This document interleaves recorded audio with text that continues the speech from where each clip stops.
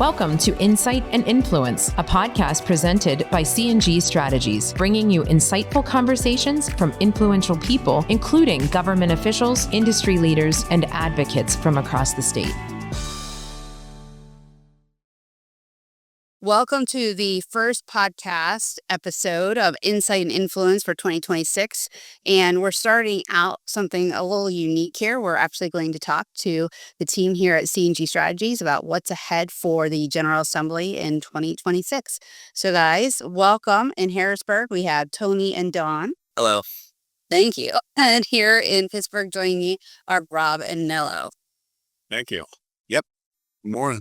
We're planning to kick off the General Assembly. It was supposed to start on Monday, but it seems as if the weather, Mother Nature, has perhaps other plans. So when this airs, we will actually be talking to everybody on a second day of session, or everything has been canceled and the state has been shut down. But regardless, we're ready to start 2026. So let's talk about a few quick topics in areas and what you think is ahead for this year. One of the big topics right now is obviously energy, and that includes data centers and everything else. And we have a number of clients in that space. Can you talk a little bit about what are the big issues that Harrisburg is hoping to address this year because of the increases to energy costs, prices, and the demand level for energy? Well, from the energy perspective, I think it's not so much the production of energy as it is the cost and the pricing to the consumer. Look, data centers are going to take up a lot of energy. We all knew that. We all know that. And I think that the General Assembly is trying to I know the PUC is, but the General Assembly is trying to grapple with how do you keep the electricity costs and energy costs down on the consumer. We just had a hearing this past week with a joint committee in the House. There was a lot of testimony from PJM, from the PUC, and I think they're struggling to figure out how to make sure that Pennsylvania doesn't fall behind in protecting the consumer. Just recently, too, our governor was in Washington, D.C., with some other governors, and made a joint announcement with Donald Trump. And it sounds like the FERC and is going to have two sets of auctions, one residential and one commercial. And so that's going to kind of mess up the whole PJM system at the moment. But again, that is all kind of on affordability and keeping the prices down. So I do have a question. I like you, I've seen the PUC, and I saw the chairman make a statement about enacting some kind of tax on the data centers, right? So does the money go into a separate fund if that were to happen? And would that go then to poorer consumers? And how does that help with affordability for just the average Pennsylvanian? I'm not sure that has all been spelled out or thought out, to be real honest with you. I think how the perception of the data centers is the same perception that we had 10, 15 years ago when we started fracking. That the first thing, and it's always the first thing in Pennsylvania, how do we tax it? And I think the impact fee on the fracking companies made a difference for the locals. I think in this case, they know they have to put some kind of tax, impact fee, whatever they want to call it. That could drive away data centers. Data centers are basically saying that they'll pay for their energy. I mean, we have that in the Crane Energy Center and Microsoft. Microsoft went in and said, let's open TMI, and we will go ahead and pay for the energy. And there's still going to be energy left over to, sell to the open market.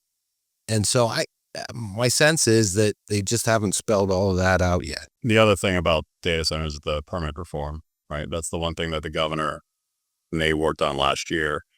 So I don't know if we have any, insight into that, but it seems like that was one of their big issue was, permanent relief more than government subsidies. They want the energy.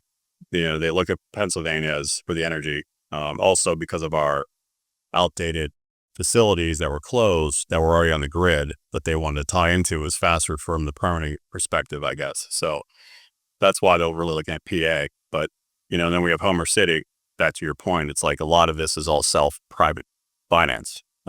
This is even a lot of government subsidies and any of this stuff. So it'll be an interesting year to see what happens if anything new happens on data centers this year. But I think a lot of it with the permanent relief, the permanent reform, and then what Tony was indicating that in DC really was what they were working on for this year. I don't know if anything more is really going to happen in this budget.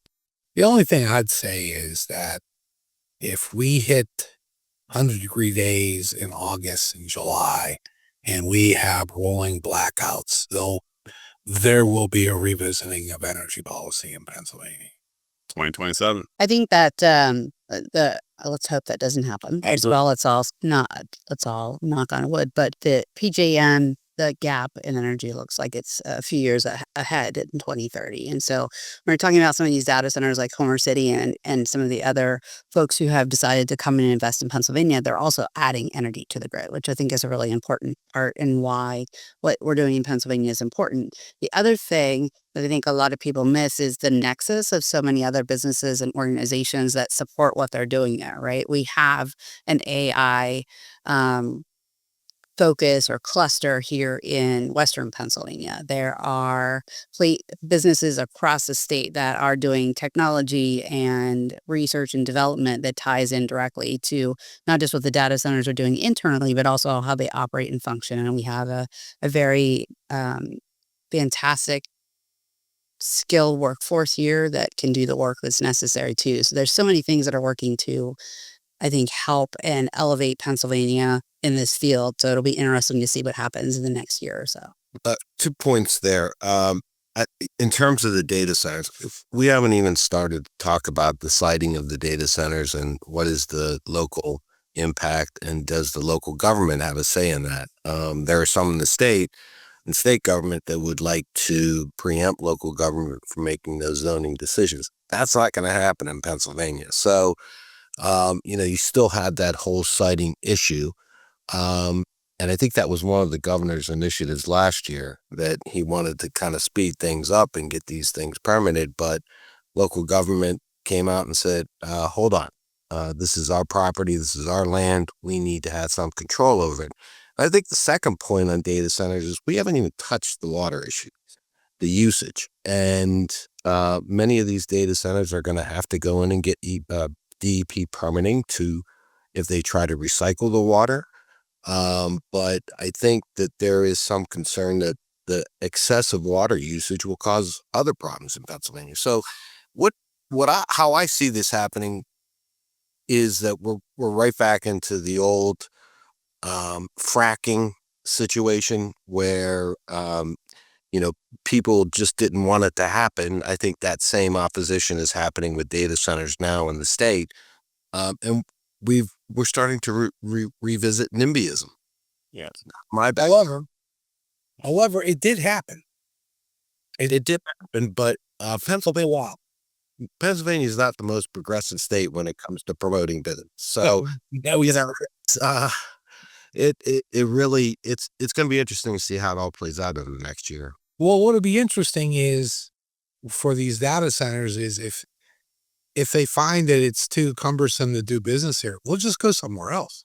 Yeah. There's places that will welcome them and that'll have finance. That's easy to move that money. Yeah, so. Exactly. Now, the other point too on data centers, and Amie, just a slight point of clarification. I think one of the biggest challenges for the big companies coming in here is workforce.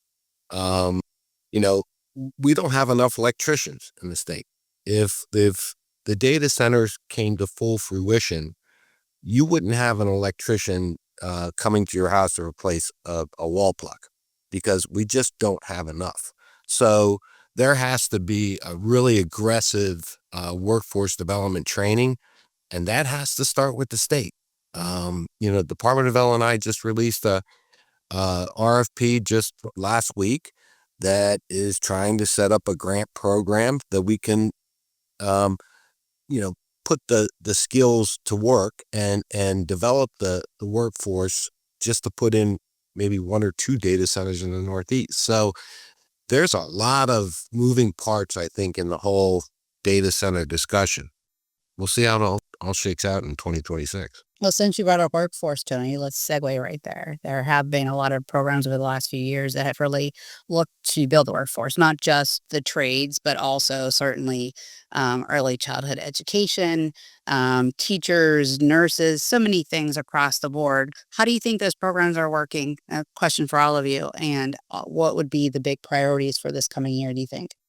I'll start off with the skilled workforce. And I'm going to shamelessly promote one of our clients, which is the Commission for Community Colleges in the state, 15 community colleges. When the data center process started, one of the largest data center companies, AWS, came to the state and contacted the community colleges and wanted to develop a workforce program so they could open data centers. Smartly enough, we had 5 community colleges that worked with their local career and technical schools and the skilled trades, as well as the workforce investment boards in that particular area. It was the Northeast area. And we've created a consortium to train people to build data centers and to operate data centers. And that is the kind of workforce development that the state needs to promote. In this occasion, it was AWS coming to the state and saying, hey, this is what we need. In other states, we deal with community colleges because they're the most nimble and the most mobile, and they're able to train large amounts of the workforce quickly. And so that's why AWS went to them. And I think in terms of that type of workforce, because from the General Assembly perspective, they talk about developing workforce. It is so fragmented that Governor Shapiro has had to work overtime to try to pull all the pieces together to really come up with a plan to really promote workforce and workforce development. And so one example is what the community colleges did. And we will continue to do those things throughout the state, because we have those relationships with the career and technical centers. We have those relationships with the skilled trades. And frankly, we have the ability and the know-how to put together programs to train workforce. So that's my chief plug for the community college. Well, it was solid, by the way. I just have to admit, I was enlightened. The other thing they did, the Governor Shapiro and the legislature did last year was childcare. There was definitely some issues making sure we had enough employees at our childcare facilities. So they created a new program to incentivize, essentially giving a bonus for those workers that were there. It's not as high as they were initially looking at, but as we know, that's how compromise occurs. But it was a good start to ensuring that childcare workers remain within childcare facilities. So it was a big boost to the industry. That our clients in the space trying together, and AC were working with their counterparts in Philadelphia to get this accomplished. So they did a great job, and that's going to help for the childcare space. But workforce development will always be an issue, especially with labor unions and stuff. That we were seeing a lot of that. Senator Delman Robinson just did a hearing on local workforce. But, this is all part of making sure that Pennsylvanians are working and on these projects.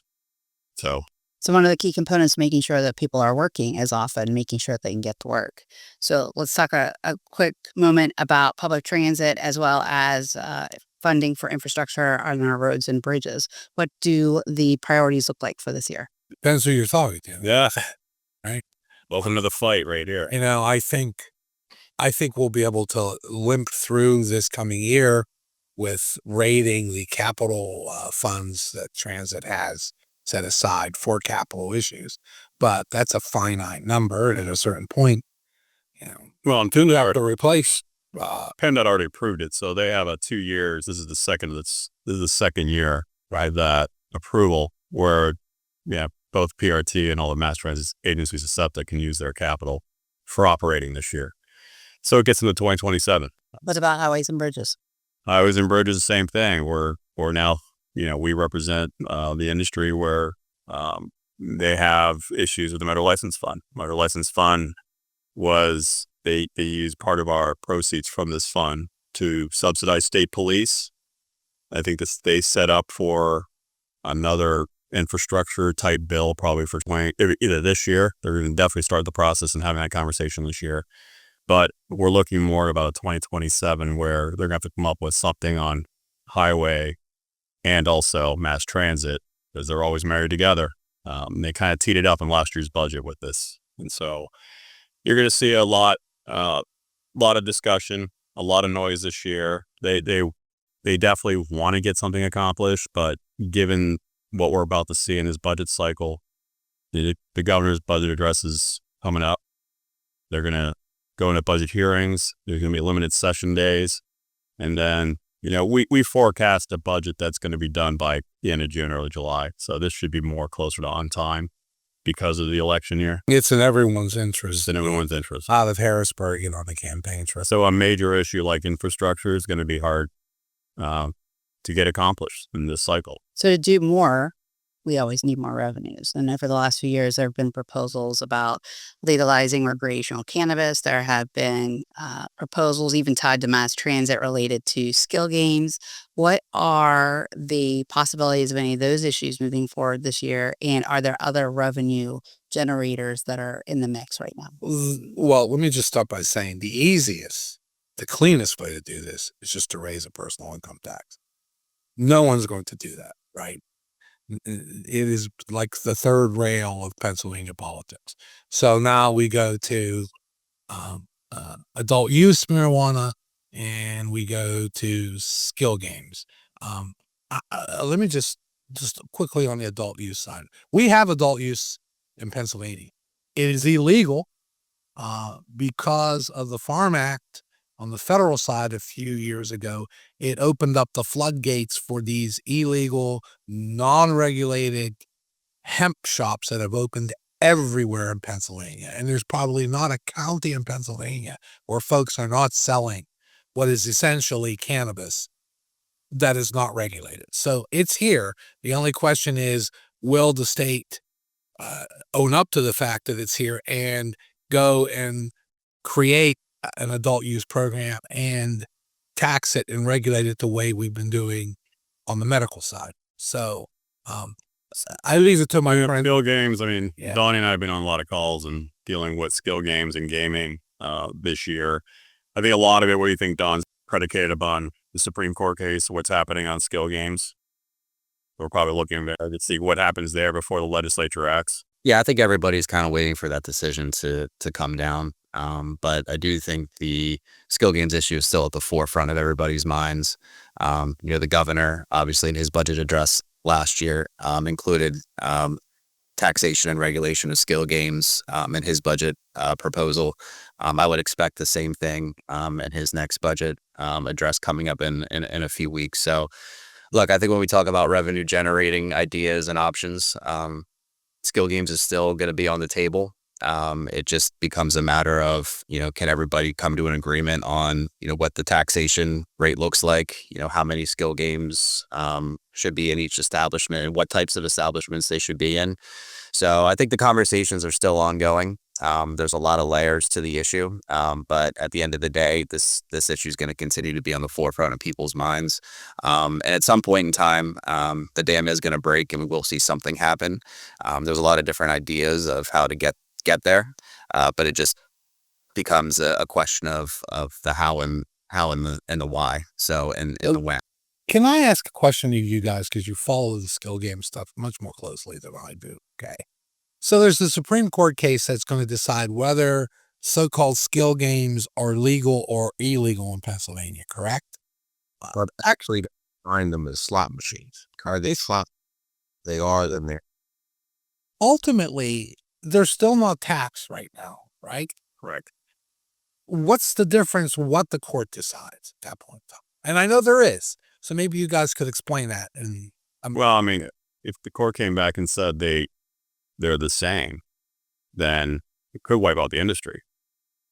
If you think about it, I mean, if they came back and said these are just like anything else, so then what's the difference between a technically a skill game machine? Are they really a game of skill, or are they just another slot machine or a VGT? Because there are already two categories with VGTs, and we have slot machines that are already taxed and regulated. So if they're the same as those other machines, then they all have to essentially be wiped out in the state. Now, I don't know if they're going to go to that extreme, but if you think about it from the standpoint of the courts came in and said they're the same machine, get rid of them, the state may lose an opportunity to tax and regulate these machines, at that point, and then every bar, tavern, social club, that are relying upon these machines will be removed. So it could really become a major issue for the state. The legislature and the leaders with the governor after the budget, they did try another attempt to try to get skill games done in December. But, because they were worried about, this court case and the ramifications, they can't capture that revenue. So it's interesting because when we talk to clients about this issue, this was one of those that they're already here, they're everywhere versus they're coming. And so there's a different way of handling it. And now the state wants to help those small business owners with the revenue, but at the same time, they also have to tax and regulate it because they're not on the grid in terms of the gaming grid of the Commonwealth. So they don't know where the machines are.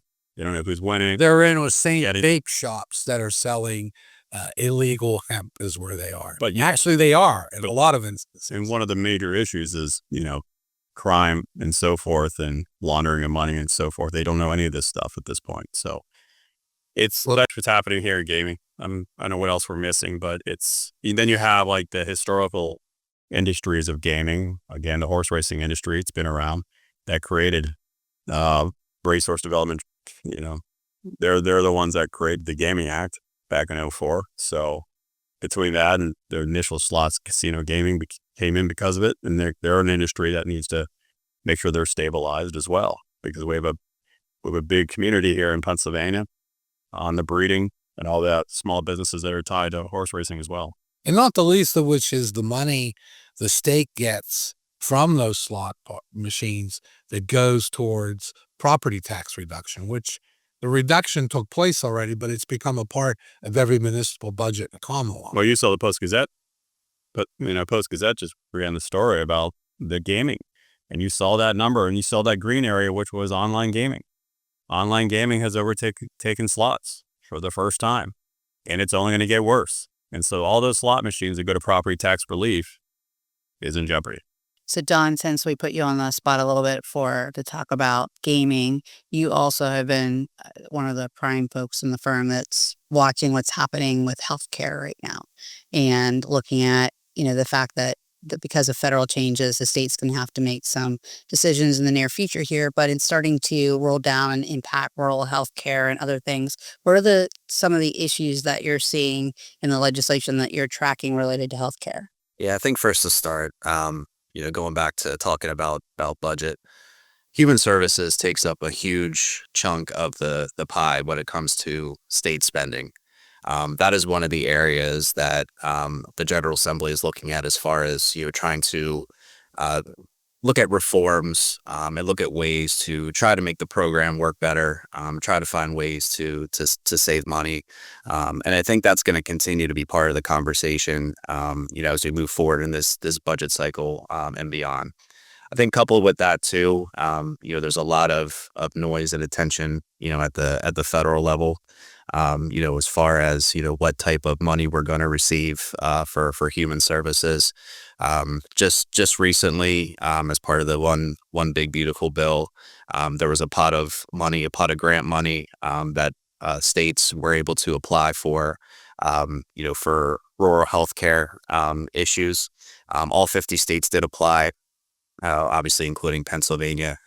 Pennsylvania was awarded $193 million, I believe, was the number.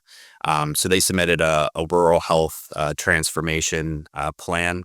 and they received that money. Now we haven't received that money yet to date, but I think that when we receive that money, and the guts of that plan, and determining where those resources are going to go, is going to continue to be part of the conversation. And the only other thing I'll mention is you kind of heard a common theme around a lot of these issues we've just talked about is workforce. I think we're going to continue to see the General Assembly try to address the workforce issues that healthcare is currently undergoing, whether that be a lack of nurses and trying to get more nurses, more physicians. We've also heard, and seen recently in the news too as well about, healthcare deserts, seeing hospitals close, so there's a lot of moving parts and a lot of pieces, to this puzzle, that the General Assembly has to figure out.